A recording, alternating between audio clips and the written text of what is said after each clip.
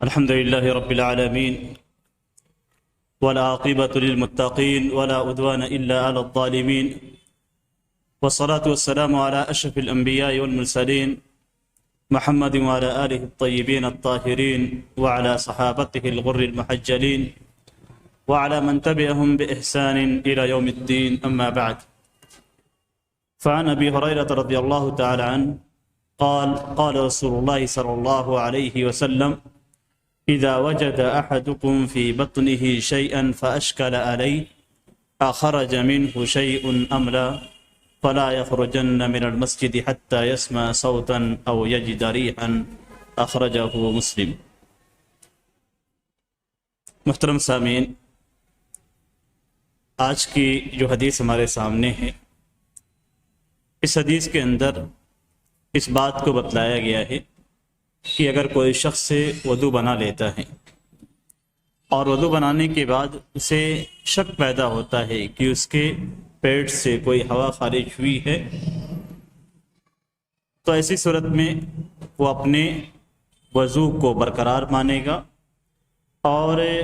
نماز کی ادائیگی کرے گا جب تک کہ اسے یقین نہ ہو جائے کہ اس کا وضو ٹوٹ چکا ہے. اور اس کے وضو ٹوٹنے کا یقین دو طریقے سے ہو سکتا ہے: یا تو ہوا خارج ہونے کی آواز کو سنے یا اس بدبو کو محسوس کرے. حضرت عمر رضی اللہ تعالیٰ عنہ کی یہ حدیث ہمارے سامنے ہے. اس کے اندر وہ کہتے ہیں کہ رسول اللہ صلی اللہ علیہ وسلم نے فرمایا کہ جب تم میں سے کوئی اپنے پیٹ میں کسی چیز کو پائے اور پھر اس کے اوپر یہ اشکال پیدا ہو جائے، اس کے ذہن میں یہ بات آ جائے کہ کیا اس سے کچھ نکلا ہے یا نکلا نہیں ہے، یعنی ہوا خارج ہوئی ہے یا خارج نہیں ہوئی ہے، تو وہ مسجد سے نہ نکلے یہاں تک کہ وہ آواز کو سن لے یا بدبو کو پالے. اس حدیث کو امام مسلم رحمہ اللہ نے ذکر کیا ہے. اس حدیث کا مفہوم کیا ہے؟ اس حدیث کے اندر کہا گیا ہے کہ اذا وجد احدکم فی بطنہ شیئا، کہ تم میں سے کوئی اپنے پیٹ کے اندر کسی چیز کو محسوس کرے، یعنی اپنے پیٹ کے اندر ہوا کی حرکت کو محسوس کرے،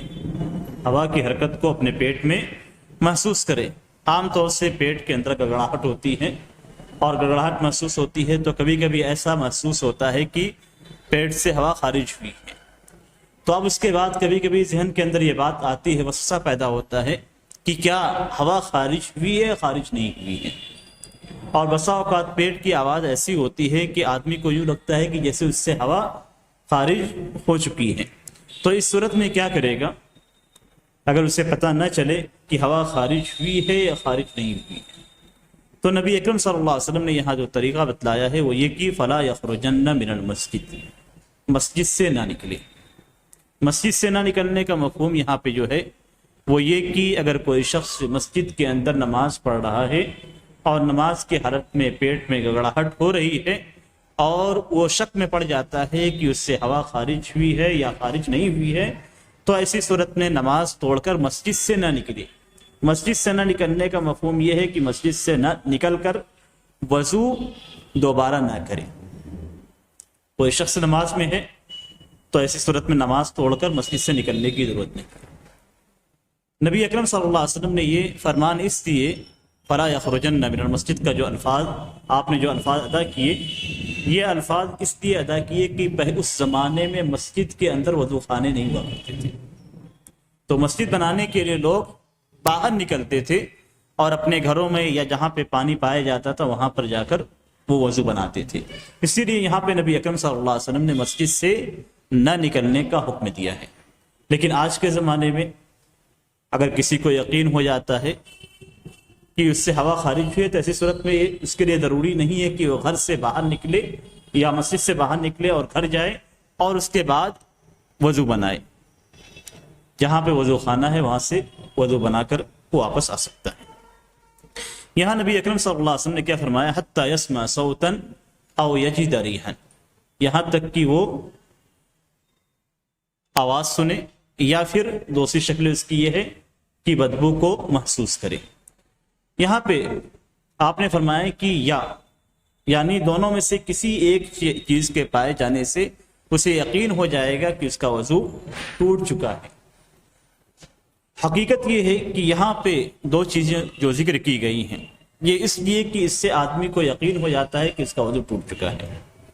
ورنہ اگر کوئی شخص بیمار ہے، اس کے اندر قوت شامہ نہیں ہے، سونگھنے کی قوت نہیں ہے کسی مرض کی وجہ سے یا پیدائشی طور پہ، یا ایک آدمی بہرا ہے اور وہ اپنی ہوا خارج ہونے کی آواز کو نہیں سن سکتا ہے یا سونگ نہیں سکتا ہے، تو ایسی صورت میں اگر اسے یقین ہے کہ ہوا خارج ہو چکی ہے، اسے پورا احساس ہے کہ ہوا خارج ہو چکی ہے، تو ایسی صورت میں وضو ٹوٹ جائے گا۔ یہاں مقصد یہ ہے کہ شک کی حالت میں وضو نہیں ٹوٹتا جب تک کہ آدمی کو یقین نہ ہو جائے کہ اس کا وضو ٹوٹ چکا ہے۔ اس حدیث کے اندر جس بات کی رہنمائی کی گئی ہے وہ یہ کہ اگر کوئی شخص سے باوضو ہے اور پھر وضو ٹوٹنے کا شک ہو رہا ہے،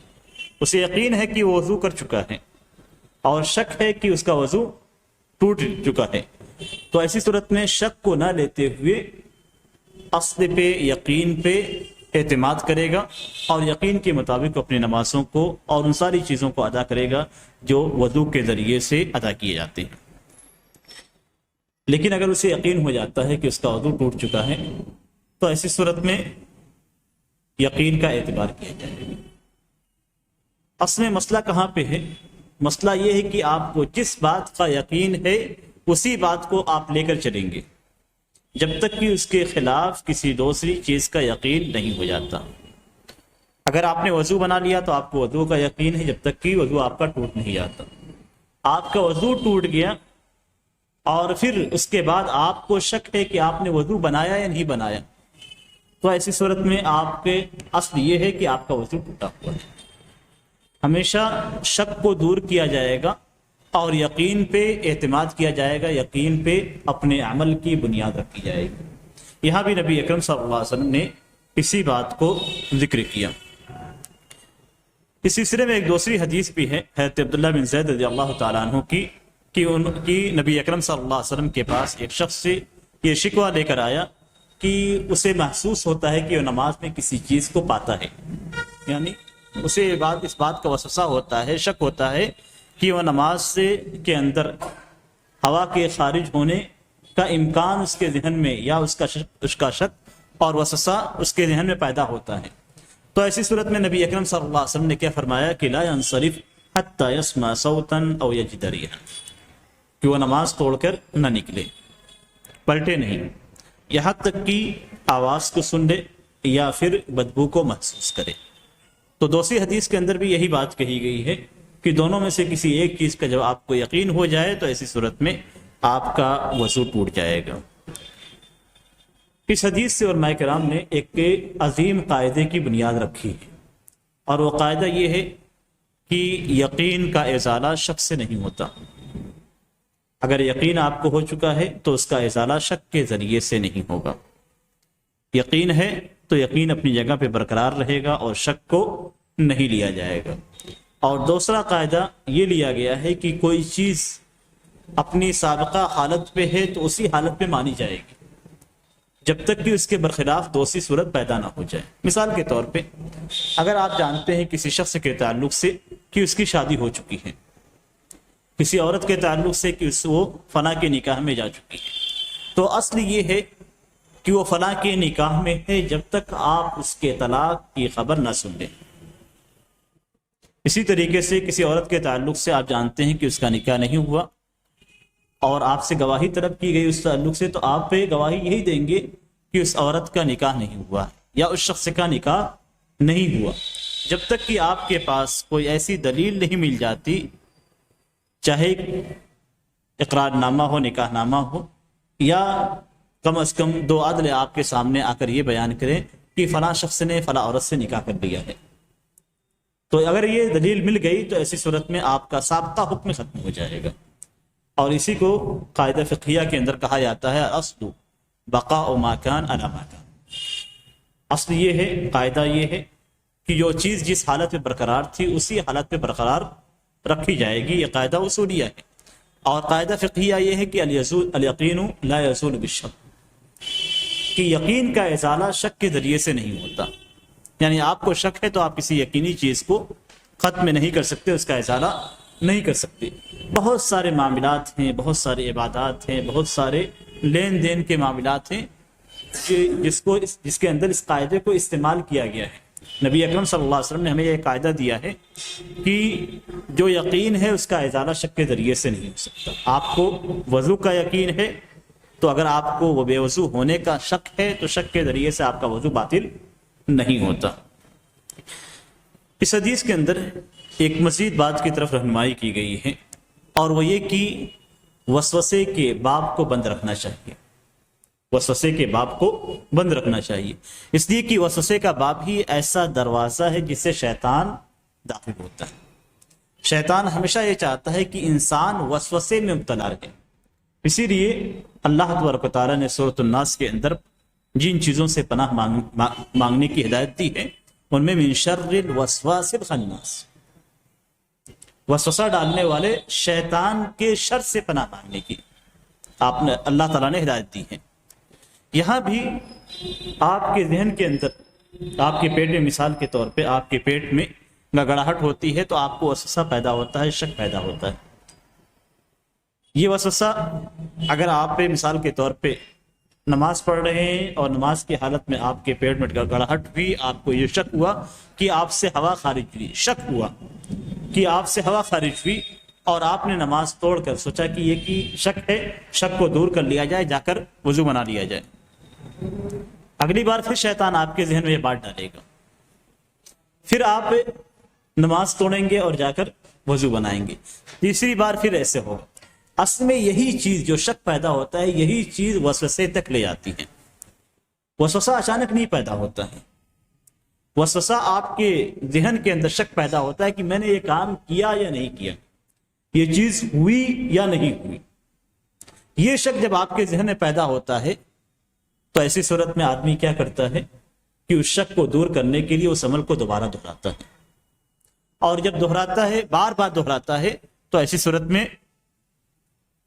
پھر اس کے ذہن کے اندر وسوسہ پیدا ہو جاتا ہے، اور جب وسوسہ پیدا ہو جاتا ہے تو اس کو دور کرنا بہت ہی مشکل کام ہے۔ اور اس چیز کی سب سے بڑی دلیل یہ ہے کہ آپ کسی بھی شخص کو دیکھ لیجیے جس کے اندر وسوسہ پیدا ہوتا ہے،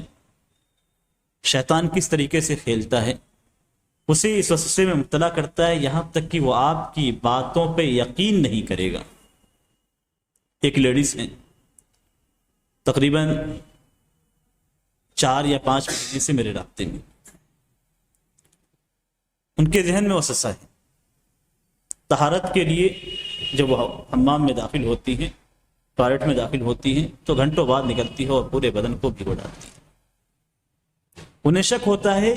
کہ انہوں نے پیشاب یا پیخانے کی حالت میں جو پانی ہے اس پانی کا چھینٹا ان کے اوپر پڑا ہے۔ پھر جب اس پانی کا ازالہ کرتی ہیں تب ان کو پھر شک ہوتا ہے کہ یہ پانی جس کا ازالہ کیا گیا ہے اس کا چھینٹا میرے اوپر پڑا ہوا ہے۔ تو نجاست جو لگی ہوئی تھی اس کا ازالہ جب کیا گیا تو پانی نجس ہو گیا۔ کس طریقے سے کھیلتا ہے، جب ازالہ کیا گیا تو پانی نجس ہو گیا، اب وہ پانی نجس ظاہر سی بات ہے آپ کے بدن پہ پڑے گا، تو پھر آپ نے پانی ڈالا اس پانی کے ازالے کے لیے، وہ پانی نجس ہو گیا۔ کس طریقے سے ایک تسلسل دیکھیے، ذہن میں جب شک پیدا ہو، پھر آپ نے ڈالا، پھر وہ پانی نجس ہو گیا، آپ کب پاک ہوں گے؟ حقیقت تو یہی ہے کہ پہلی بار جب ازالہ کیا گیا تو وہ پانی جا چکا، جو نجس پانی تھا وہ آپ کے پیشاب اور پیخانے کے ساتھ ختم ہو چکا ہے۔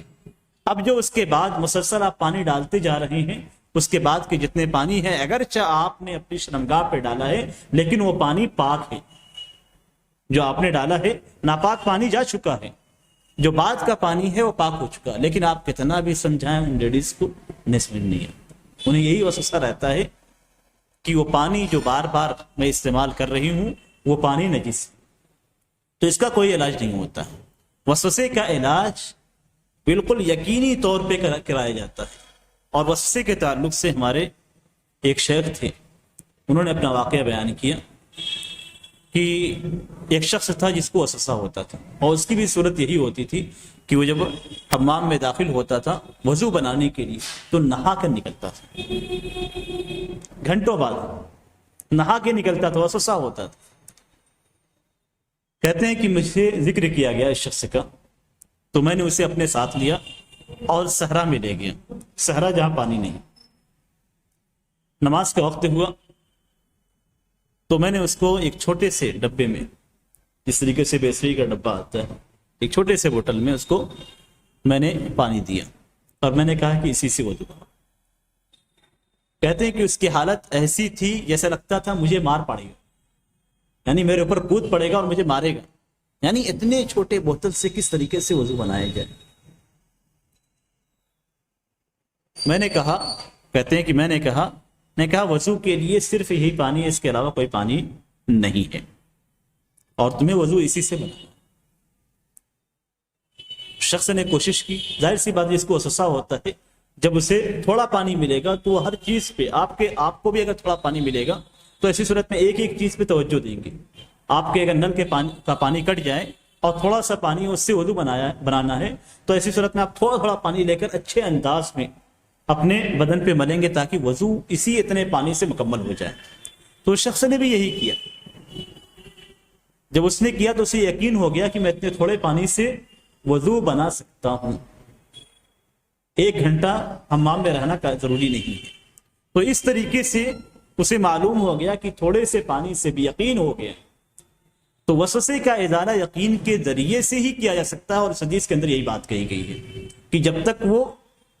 بو کو محسوس نہ کرے، یا جب تک اسے یہ یقین نہ ہو جائے کہ اس سے ہوا خارج ہوئی ہے، اس وقت تک وہ مسجد سے نہ نکلے، یعنی اپنے وضو کو باطل نہ کرے۔ تو وسوسے کا ازالہ ہمیشہ یقین کے ذریعے سے ہی کیا جا سکتا ہے۔ آپ کو بھی اگر نماز میں شک ہوتا ہے کہ آپ نے 3 رکعت پڑھی یا 4 رکعت پڑھی، تو نبی اکرم صلی اللہ علیہ وسلم نے کیا فرمایا کہ شک کو چھوڑ دو اور اس کے بعد جو یقین ہے اس پہ اپنی نماز کی بنیاد رکھو۔ آپ کو اگر یقین ہے کہ آپ نے 4 پڑھی ہے، 3 نہیں پڑھی ہے، تو آپ 4 مان کے ہی چلیں، اور آپ کو اگر تردد ہے، حقیقت میں شک ہے کہ 3 پڑھی ہے یا 4 پڑھی ہے، تو نبی اکرم صلی اللہ علیہ وسلم نے اس کا جو طریقہ بتلایا وہ یہ کہ آپ اسے 3 مان کر چلیں۔ 3 ماننے کے بعد آخر میں سجدہ سہو کریں، اور یہ شیطان کو غصہ دلانے کے لیے، اس کی رسوائی کے لیے ہوتا ہے۔ جب وہ دیکھے گا کہ بندے کو میں نے شک میں کیا اور اس نے اللہ کے لیے 2 مزید سجدے کر دیے، تو ایسی صورت میں اس کا جو اصل مقصد تھا وہ مقصد فوت ہو گیا اور وہ رسوا ہو جائے گا۔ تو نبی اکرم صلی اللہ علیہ وسلم نے ہر معاملے کے اندر شک کو چھوڑ کر یقین کو پکڑنے کی ہدایت کی ہے، اور یہاں بھی نبی اکرم صلی اللہ علیہ وسلم نے اسی بات کی ہدایت فرمائی۔ دوسری حدیث جو ہمارے سامنے ہے وہ حضرت طلق بن علی رضی اللہ تعالیٰ عنہ کی ہے۔ ان طلق بن علی رضی اللہ تعالیٰ عنہ قال رجل مسست ذکری، او قال الرجل يمس ذکرہ فی الصلاة اعلیہ وضوء، فقال النبی صلی اللہ علیہ وسلم لا انما هو بضعة منك، اخرجہ الخمسہ وصححہ ابن حبان، وقال ابن المتینی هو احسن من حدیث بصرہ۔ یہ حدیث اور اس کے بعد جو اگلی حدیث ذکر کی جائے گی، یہ دونوں حدیث اس چیز سے متعلق ہے کہ اگر کوئی شخص سے اپنی شرمگاہ کو چھو لیتا ہے، مرد اپنی شرمگاہ کو یا عورت اپنی شرمگاہ کو چھو لیتی ہے، تو ایسی صورت میں اس کا وضو باطل ہوگا یا باطل نہیں۔ 2 حدیثیں ہمارے سامنے ہیں، ایک پہلی حدیث ہے جس میں یہ بیان کیا گیا ہے کہ وضو باطل نہیں ہوگا، دوسری حدیث ہے جس میں یہ بیان کیا گیا ہے کہ وضو باطل ہو جائے گا۔ دونوں حدیث کو ہم دیکھتے ہیں، پڑھتے ہیں، اور ان دونوں حدیث میں کون سی حدیث زیادہ صحیح ہے اور کس طریقے سے کتنے علماء کے اقوال اس سلسلے میں ہیں اور کون سا قول زیادہ راجح ہے، اس کو یہاں پہ بیان کیا جائے گا۔ یہ حضرت طلق بن علی رضی اللہ تعالیٰ عنہ کی حدیث ہے۔ وہ کہتے ہیں کہ ایک آدمی نے کہا کہ اگر میں اپنے ذکر کو، اپنی شرمگاہ کو چھو لوں، یا یہ کہا گیا نبی اکرم صلی اللہ علیہ وسلم سے کہ آدمی اپنی شرمگاہ کو نماز میں چھو لیتا ہے تو کیا اس کے اوپر وضو ہے؟ نبی اکرم صلی اللہ علیہ وسلم نے فرمایا کہ نہیں، یہ تو تمہارے بدن کا ایک حصہ ہے، بدن کا ایک ٹکڑا ہے، اس حدیث کو امام ابو داؤد، ترمذی، نسائی، ابن ماجہ اور ابن حبان نے روایت کیا ہے، اور یہ جو سند ذکر کی گئی ہے ان تمام ائمہ کرام سے، ان میں ملازم بن عمر الحنفی ہیں جن کے بارے میں علماء کرام کا کہنا ہے کہ ان کی حدیث درست ہیں، ان کی حدیث درست ہیں۔ اس حدیث کو امام احمد بن حنبل رحمہ اللہ نے بھی ذکر کیا ہے اپنی کتاب میں، لیکن اس کی سند میں ایک راوی ضعیف ہیں۔ اس حدیث کے تعلق سے کچھ علماء کرام کا یہ کہنا ہے کہ یہ حدیث صحیح ہے کہ اگر کوئی شخص سے اپنے شرمگاہ کو نماز کی حالت کا مقصد یہ ہے کہ وضو بنانے کے بعد اگر چھو لیتا ہے تو ایسی صورت میں اس کا وضو باطل نہیں ہوگا، جیسا کہ اس حدیث کے اندر ذکر کیا گیا ہے۔ لیکن اس حدیث کو دوسرے علماء کرام نے، جن میں امام شافعی، ابو حاتم، ابو زرع، بیہقی، دارقطنی، ابن الجوزی وغیرہ ہیں، یہ کہتے ہیں کہ یہ حدیث ضعیف ہے، اس لیے کہ اس حدیث کے جو راوی ہیں حضرت طلق بن علی جو صحابی ہیں، ان کے جو بیٹے ہیں قیس بن طلق وہ ضعیف راوی ہیں۔ اس کی وجہ سے اکثر علماء کرام نے اس حدیث کو ضعیف قرار دیا ہے۔ بہرکیف یہ علماء کرام کا اختلاف ہے اس حدیث کے تعلق سے، بعض علماء کرام اسے صحیح قرار دیتے ہیں اور بعض علماء کرام اس حدیث کو ضعیف قرار دیتے ہیں۔ اس حدیث میں ان لوگوں کے لیے دلیل ہے، ان علماء کرام کی دلیل ہے جو یہ کہتے ہیں کہ شرمگاہ کے چھونے سے وضو باطل نہیں ہوتا، اور اس حدیث کے اندر جو بیان کیا گیا اس کی جو وجہ بیان کی گئی ہے وہ یہ کہ جس طریقے سے بدن کے دوسرے اعضاء کو چھونے سے وضو باطل نہیں ہوتا، اسی طریقے سے شرمگاہ کو چھونے سے وضو باطل نہیں ہوتا۔ اسی کے حدیث میں نبی اکرم صلی اللہ علیہ وسلم فرماتے ہیں کہ وہ تمہارے بدن کا ایک حصہ ہے، اور جس طریقے سے آپ اپنے کان کو چھوتے ہیں، ناک کو چھوتے ہیں، تو بدن کے دوسرے اعضاء کو چھوتے ہیں تو اس سے وضو باطل نہیں ہوتا، اسی طریقے سے اس سے بھی وضو باطل نہیں ہوتا، شرمگاہ سے کے چھونے سے وضو باطل نہیں ہوتا، اور یہی حنفیہ کا قول ہے، اور اسی کے قائل بعد مالکیہ بھی ہیں۔ امام احمد رحمہ اللہ سے مروی ایک روایت بھی اسی کے مطابق ہے، اور یہی ابن المنذر رحمہ اللہ کا قول ہے۔ آگے اس کی تفصیل انشاءاللہ آئے گی۔ دوسری جو حدیث اس سلسلے میں وہ حضرت بصرہ بنت صفوان رضی اللہ تعالیٰ عنہ کی ہے۔ ان بصرۃ بنت صفوان رضی اللہ تعالیٰ عنہ ان رسول اللہ صلی اللہ علیہ وسلم قال من مس ذکرہ فلیتوضأ، اخرجہ الخمسہ وصححہ الترمذی وابن حبان وقال البخاری هو اصح شیء فی هذا الباب۔ حضرت بصرہ بن صفوان کی جو حدیث ہے، حضرت بصرہ بنت صفوان کی جو حدیث ہے کہ رسول اللہ صلی اللہ علیہ وسلم نے فرمایا کہ جس نے اپنی شرمگاہ کو چھویا تو وضو کرے، جو اپنی شرمگاہ کو چھوتا ہے وہ وضو بنائے۔ اور اس کو بھی روایت کرنے والے امام ترمذی ہیں، امام ابو داؤد ہیں، امام نسائی ہیں اور امام احمد بن حنبل ہیں۔ اسے امام ترمذی اور ابن حبان رحمہ اللہ نے اس حدیث کو صحیح قرار دیا ہے۔ امام بخاری رحمہ اللہ کہتے ہیں کہ یہ اس باب میں یعنی اس مسئلے کے تعلق سے سب سے صحیح حدیث ہے، یعنی جتنی بھی احادیث ہیں سب سے صحیح حدیث حضرت بصرہ بنت صفوان رضی اللہ تعالیٰ عنہ کی یہ حدیث ہے، جس میں یہ کہا گیا ہے کہ جو شخص سے اپنی شرمگاہ کو چھوتا ہے وہ وضو بنائے۔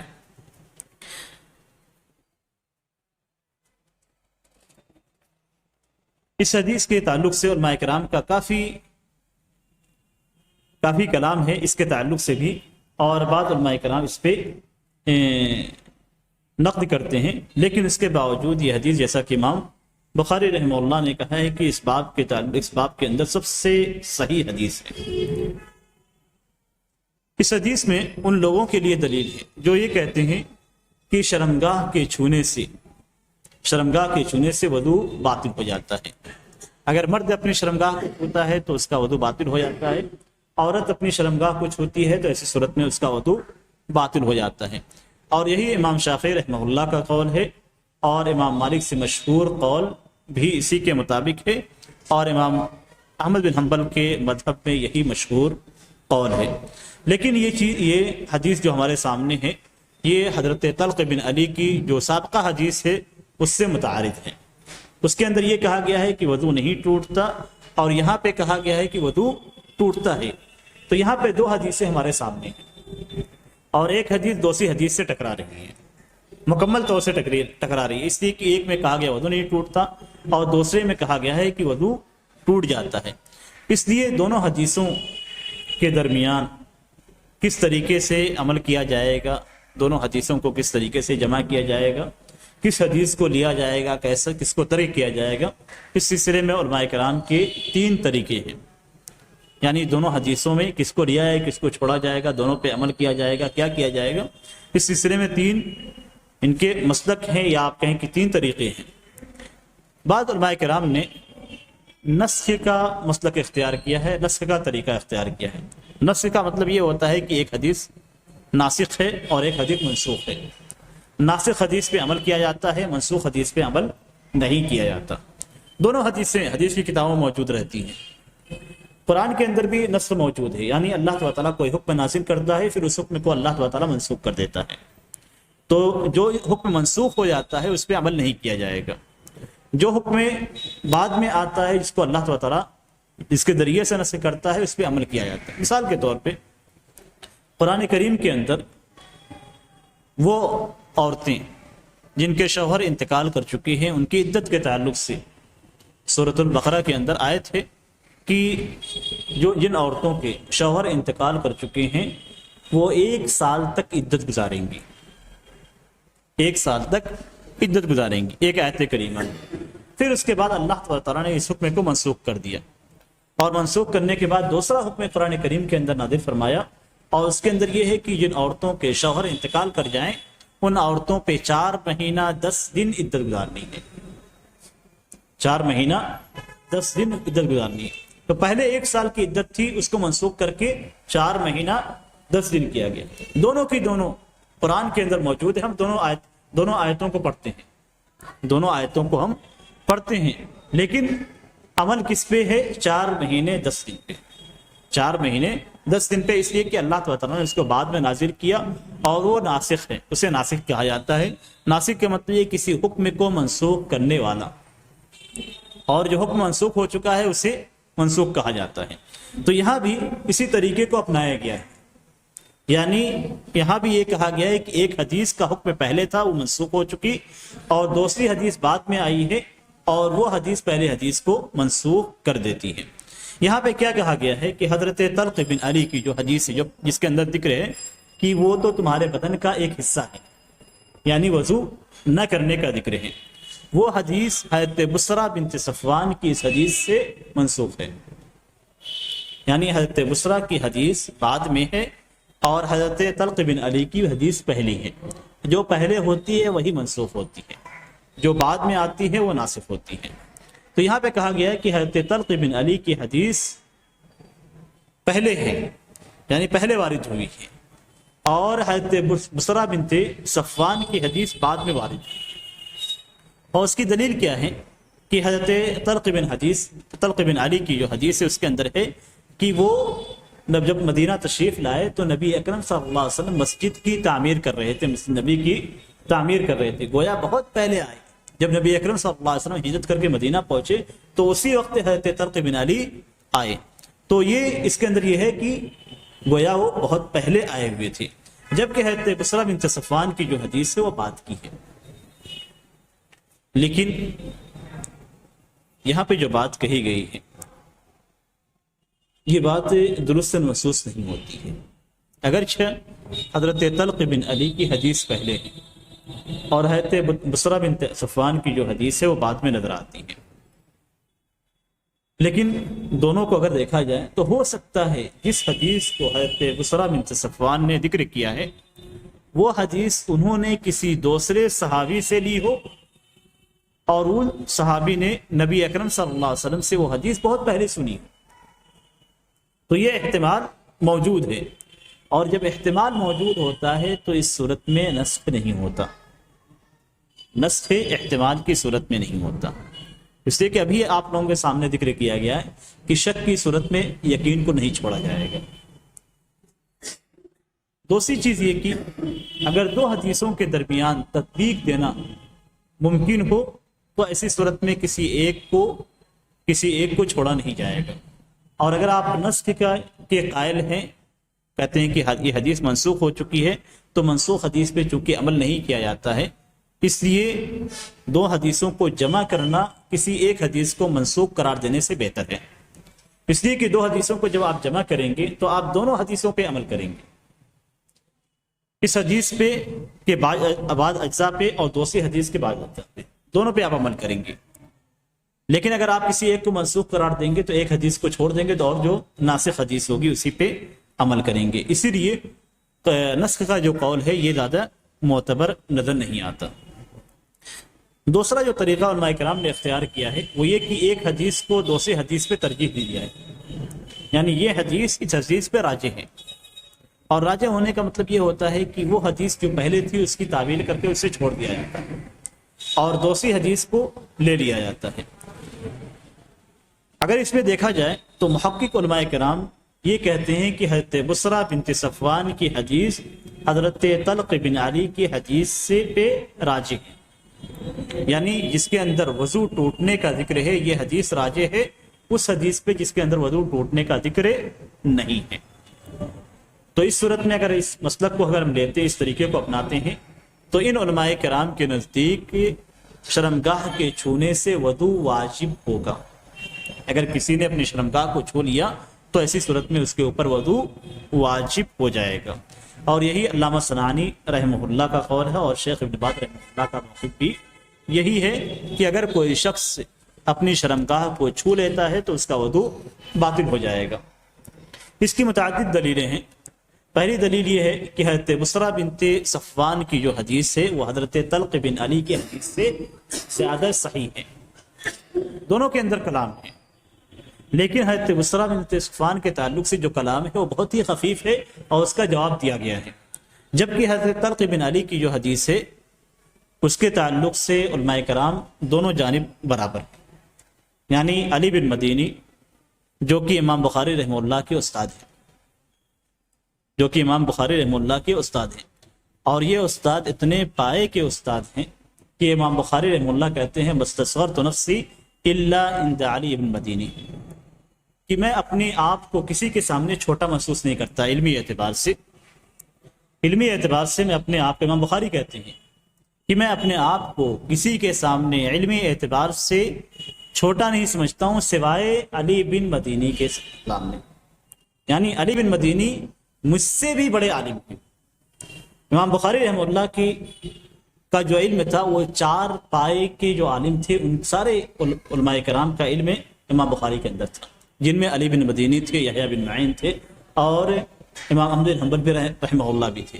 تو جب یہ بات کہی گئی، امام بخاری رحمہ اللہ نے یہ بات کہی، یعنی امام بخاری رحمہ اللہ کو خود احساس تھا کہ میرے پاس کتنا علم ہے، انہوں نے اسی لیے کہا کہ میں نے اپنے آپ کو صرف علی بن مدینی کے پاس اپنے آپ کو علمی اعتبار سے کم سمجھا ہے۔ جب علی بن مدینی رحمہ اللہ سے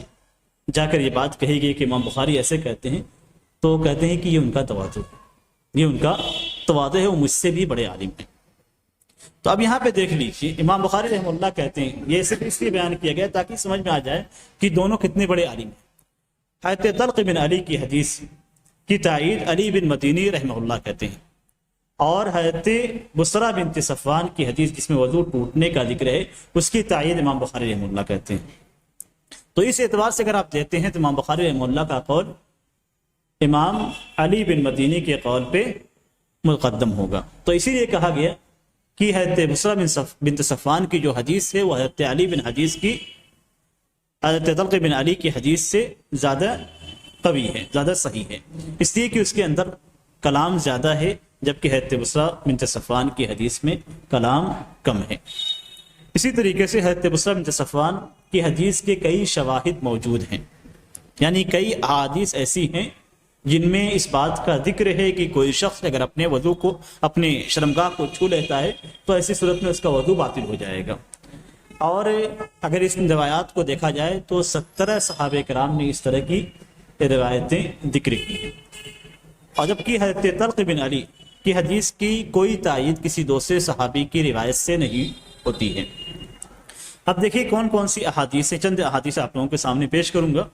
حضرت برہ رضی اللہ تعالیٰ عنہ کی حدیث سے نبی اکرم صلی اللہ علیہ وسلم فرماتے ہیں اذا افضى احدكم بيده الى فرجه وَلَيْسَ بَيْنَهُمَا سِتْرٌ وَلَا حِجَابٌ فَلْيَتَوَضَّأْ، کہ اگر کوئی شخص اپنے ہاتھ کو اپنے شرمگاہ کے پاس لے جاتا ہے، شرمگاہ کو چھوتا ہے اپنے ہاتھ سے، پکڑ لیتا ہے، اور اس کے ہاتھ اور شرمگاہ کے درمیان کوئی حائل اور پردہ نہیں ہے، کوئی حائل اور پردہ نہیں ہے، تو ایسی صورت میں وضو بنائے۔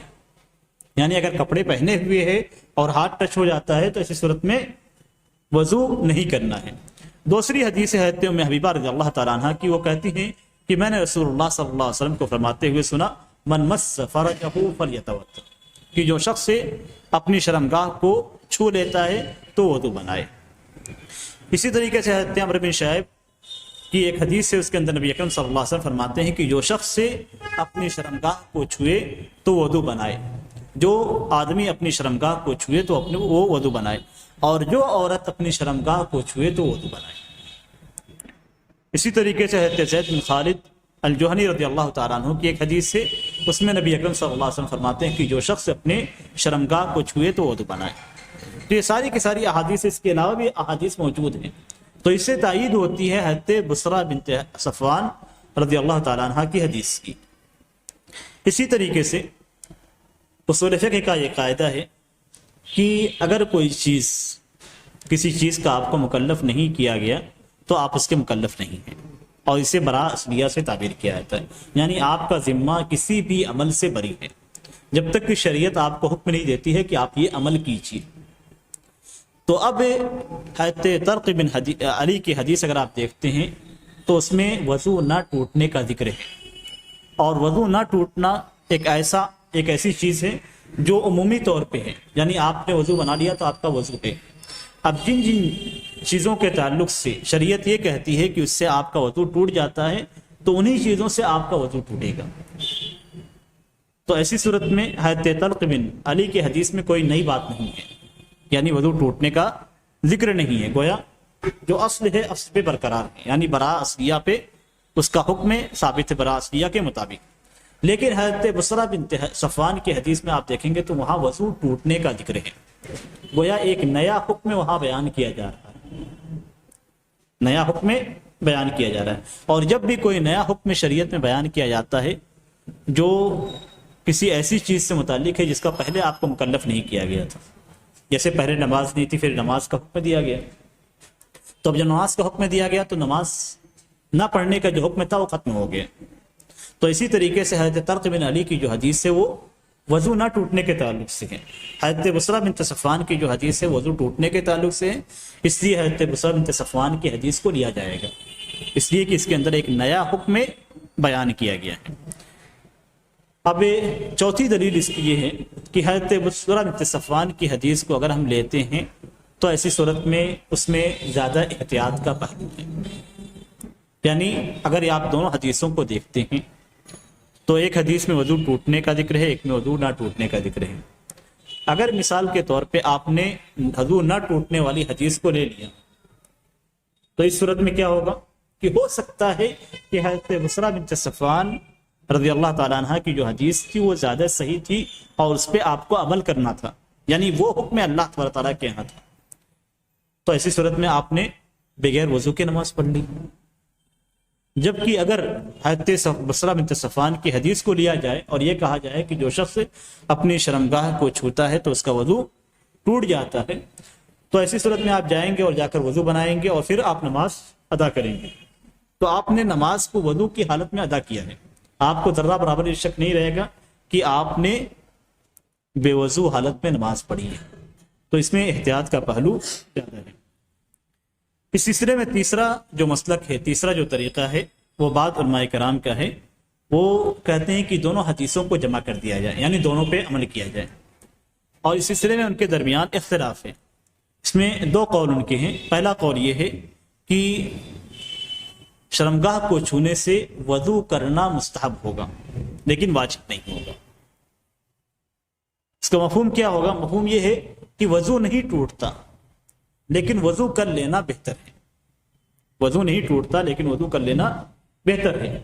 اس کے اندر کیا چیز ہے؟ اس کے اندر وضو کرنے کا جو حکم دیا گیا ہے کہ وضو کرنا یہ بہتر ہے، یہ حضرت بصرہ بنت صفوان رضی اللہ تعالیٰ عنہ کی حدیث کے مطابق، اور جو کہا گیا کہ واجب نہیں ہے یہ حضرت طلق بن علی رضی اللہ تعالیٰ عنہ کی حدیث کے مطابق، تو گویا دونوں حدیثوں پہ عمل کیا گیا ہے۔ اسی کا ذکر بعض علماء کرام نے، بعض محدثین نے بھی کیا ہے، جیسے کہ علامہ اور امام ابن خزیمہ رحمہ اللہ بھی اس حدیث کو ذکر کرتے ہیں، اور ذکر کرنے کے بعد اس کے اوپر جو ذکر کرنے سے پہلے اس کے اوپر باب باندھتے ہیں، وہ یہ کہ شرمگاہ کو چھونے سے وضو مستحب ہونے کا باب، اور پھر حضرت بصرہ رضی اللہ تعالیٰ عنہ کی حدیث کو ذکر کرتے ہیں۔ اسی کے قائل شیخ الاسلام ابن تیمیہ رحمہ اللہ اور علامہ ابن المنذر رحمہ اللہ ہیں۔ اس سلسلے میں جو دوسرا قول ہے وہ یہ کہ، اور یہ قول عام طور سے لوگوں کے درمیان بیان بھی کیا جاتا ہے، لیکن راجح بات بتلائیں گے آپ کو، لیکن اس قول کے اندر جو بات ہے وہ یہ کہ اگر کوئی شخص اپنی شرمگاہ کو شہوت کے ساتھ چھوتا ہے، اپنی شرمگاہ کو شہوت کے ساتھ چھوتا ہے تو وضو باطل ہو جائے گا، اور اگر کوئی شخص